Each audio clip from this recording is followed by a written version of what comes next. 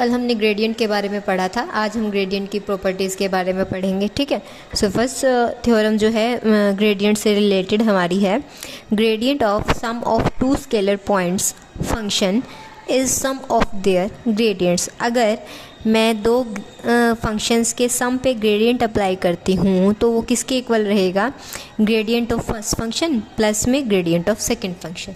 ठीक है, अगर आपको दो किसी सम पे लगाना है, किसी फंक्शंस के सम पे लगाना है, तो जो आपका ग्रेडियंट है वो आपका अलग अलग हो जाएगा। जैसे हम डेरिवेटिव्स पढ़ते आए हैं, डेरिवेटिव्स अलग अलग हो जाते हैं सम पे सब्ट्रैक्शन पे।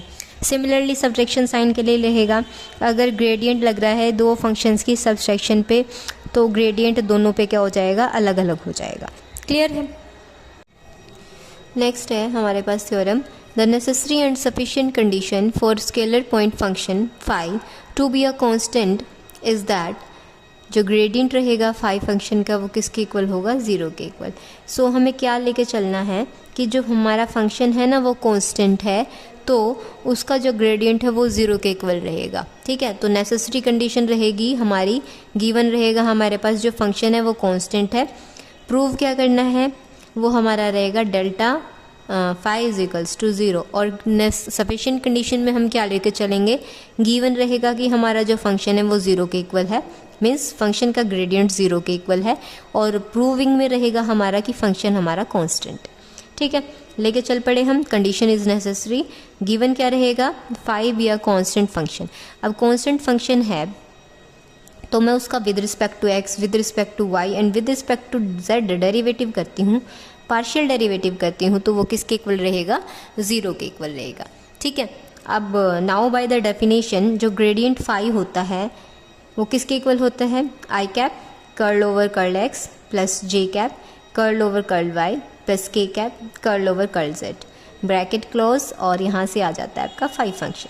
ठीक है, अब फाई को अंदर इंट्रोड्यूस करेंगे, यहाँ पे भी आ जाएगा फाई, यहाँ पे भी और यहाँ पे भी, और ऊपर से जो फंक्शन था कांस्टेंट था इसलिए उसके पार्शियल डेरिवेटिव्स की वैल्यू क्या है, ज़ीरो। उठा के यहाँ सब्स्टिट्यूट कर दी, ये हमें क्या मिल गया, ज़ीरो वेक्टर। तो अगर हमारा फंक्शन कांस्टेंट है तो उसका ग्रेडियंट हमारा किसके इक्वल आ जाएगा, ज़ीरो के इक्वल। यही हमें कंडीशन नेसेसरी में प्रूव करना था। अब कहा जाती है आपकी कंडीशन सफिशिएंट कंडीशन। वहाँ हमें क्या करना है, जो ग्रेडियंट है वो ज़ीरो के इक्वल मान के चलेंगे और फंक्शन को हमें प्रूव करना है कि वो क्या होगा, कांस्टेंट होगा। ठीक है, तो हमने लेट कर लिया जो ग्रेडियंट है फंक्शन का वो इज इक्वल्स टू ज़ीरो है।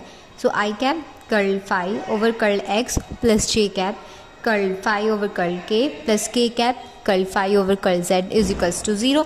अब ज़ीरो वेक्टर को भी हम रिप्रेजेंट कर सकते हैं, zero I cap, zero J cap and zero K cap. अब दोनों क्या है, चीज़ इक्वालिटी में है, तो आई कैप का कोफिशिएंट यहाँ और यहाँ दोनों क्या हो जाएंगे, एक दूसरे के इक्वल हो जाएंगे। जे कैप का भी कोफिशिएंट यहाँ से और यहाँ से दोनों इक्वल हो जाएंगे। के कैप का कोफिशिएंट यहाँ ज़ीरो है और यहाँ पे ये है, तो ये दोनों क्या हो जाएंगे, इक्वल हो जाएंगे। तो हमारे पास आंसर आता है, तो हमारे पास यहाँ क्या आ गया, curl phi over curl x is equals to zero, curl phi over curl Y is equals to zero, curl phi over curl Z is equals to zero. ठीक है, so phi is an independent function of x y z, hence phi क्या हो गया यहाँ पे, constant function. यही हमें यहाँ क्या करना था, प्रूव करना था। ठीक है, अब नेक्स्ट है हमारे पास एक आध रिजल्ट और है, अगर ग्रेडियंट दो फंक्शन की प्रोडक्ट पे लगता है, तो जैसे हम डेरिवेटिव में प्रोडक्ट रूल करते थे और क्वोशिएंट रूल करते थे, ये उसी तरह से एप्लीकेबल होगा ग्रेडियंट भी। हमारा ग्रेडियंट हमारा लाइक जैसे हम डेरिवेटिव फाइंड आउट करते थे उसी तरह से एप्लीकेबल होगा। जो डेरिवेटिव होता था उसमें क्या बोल देते हैं हम, प्रोडक्ट रूल। प्रोडक्ट रूल में क्या होता है, first function as it is, second का derivative, second as it is, first का डेरिवेटिव। वही सेम काम हुआ है, ग्रेडियंट लग रहा है यहाँ पे दो फंक्शंस की प्रोडक्ट पे, तो first function as it is, second पे gradient plus second as it is, first पे ग्रेडियंट आ जाएगा। अब अगर क्वोशिएंट में हो, मतलब डिवीजन में हो, तो किस तरह से होता था हमारा, second function as it is रहेगा, फर्स्ट का डेरिवेटिव माइनस फर्स्ट का डेरिवेटिव की जगह यहाँ पे क्या है, ग्रेडियंट है, माइनस में first as it is, second के साथ ग्रेडियंट, डिवाइडेड बाय में डिनोमिनेटर का स्क्वायर, सेकंड फंक्शन का स्क्वायर। ठीक है, ये वही है आपका प्रोडक्ट रूल, एंड यहाँ पे ये क्या होता है आपका quotient rule in case of derivatives.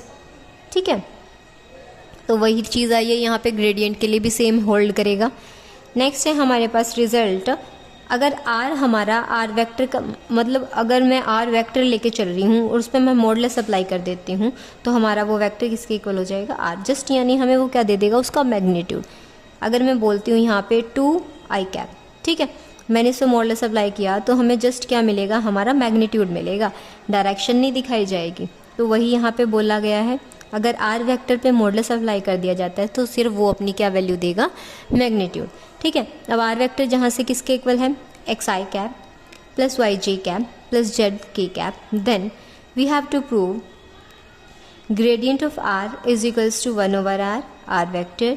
Second है gradient of r raise to power n is equals to रहेगा n r power n minus में 2। ठीक है, तो ये दो चीज़ें हमें क्या करनी है, यहाँ पे प्रूव करनी है।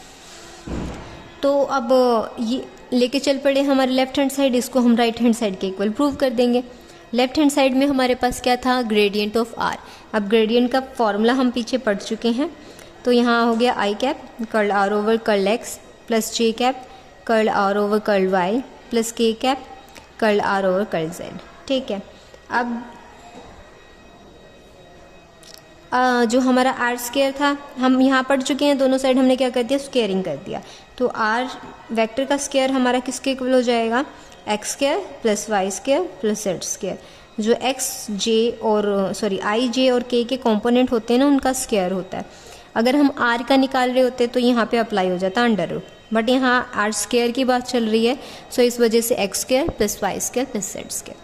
ठीक है, अब क्या किया, यहाँ पे आर स्क्वायर इनके इक्वल हो गया। यहाँ क्या किया हमने, फर्स्टली एक्स के विद रिस्पेक्ट में डेरिवेटिव, वाई के विद रिस्पेक्ट में एंड जेड के विद रिस्पेक्ट में, और कर रहे हैं पार्शियल डेरिवेटिव। तो यहाँ क्या हुआ, 2r curl are over curl x, तो यहाँ x का सिर्फ यही था, तो यहाँ हो गया 2x। फिर यहाँ से 2r curl are over curl y, यहाँ y की यही सिंगल टर्म थी, यहाँ हो गया 2y। नेक्स्ट है 2r curl are over curl z is equals to 2z। ठीक है, तो ये रिजल्ट से हमारे पास क्या आ जाएगा, इसकी वैल्यू फाइंड आउट कर लेंगे, यहाँ इनकी वैल्यू फाइंड आउट कर लेंगे, यहाँ इनकी। तो ये जो तीनों वैल्यूज़ आएंगी उठा के इस इक्वेशन में हमें क्या कर देनी है, सब्स्टिट्यूट कर देनी है। अब यहाँ से curl are over curl X आ गया है X by R by curl R by curl Y is equals to हो गया Y by R, curl are over curl Z is equals to हो गया जेड बाय आर। ठीक है, तो इन वैल्यूज़ को सब्स्टिट्यूट करेंगे, जो हमारी ऊपर इक्वेशन थी वहाँ पुट करने पे हमारे पास आ गया है I cap X over R plus J cap Y over R plus K cap Z over R. इस कंप्लीट में से हम आर को कॉमन ले सकते हैं, 1/r हो जाएगा। यहाँ बच जाएगा x i cap plus y j cap plus Z से जे कैप के कैप। अगर यहाँ तक आपको आंसर छोड़ना है तो यहाँ तक छोड़ सकते हैं, अदरवाइज ये किस चीज़ को रिप्रेजेंट कर रहा था, हमारे वेक्टर आर को। तो आर वेक्टर वाई में आर, ये हमारा क्या आ जाएगा, यहाँ से आंसर आ जाएगा। ठीक है, अब नेक्स्ट पार्ट में हमें क्या प्रूव करना था, gradient r raise to power n। तो यहाँ से ग्रेडियंट का फॉर्मूला लगा देंगे और आर एन को साथ में रखा हमने। ठीक है, अब यहाँ क्या हो जाएगा, आर एन का डेरिवेटिव होगा विद रिस्पेक्ट टू एक्स। तो ये किस तरह से ओपन हुआ, आई कैप पावर आगे आ गई है, एक पावर सब्ट्रैक्ट हुई, तो यहाँ बच गया अंदर curl are over curl X. Similarly J cap N are raise to power n minus 1 curl are over curl Y plus K cap N are raise to power n minus 1 curl are over curl Z.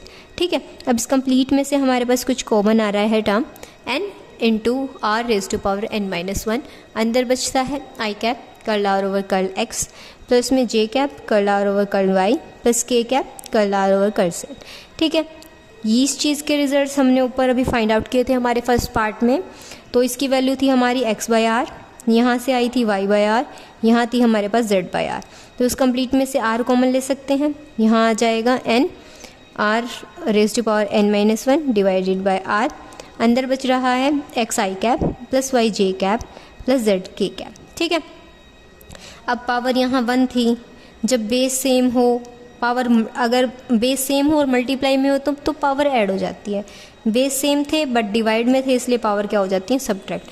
-1 था already, ऊपर जाके minus हुआ तो -2 n into are raise to power n minus 2। इसकी जगह पे हमारे पास आ गया है वेक्टर आर, जो हमने स्टार्टिंग में ही गिवन था।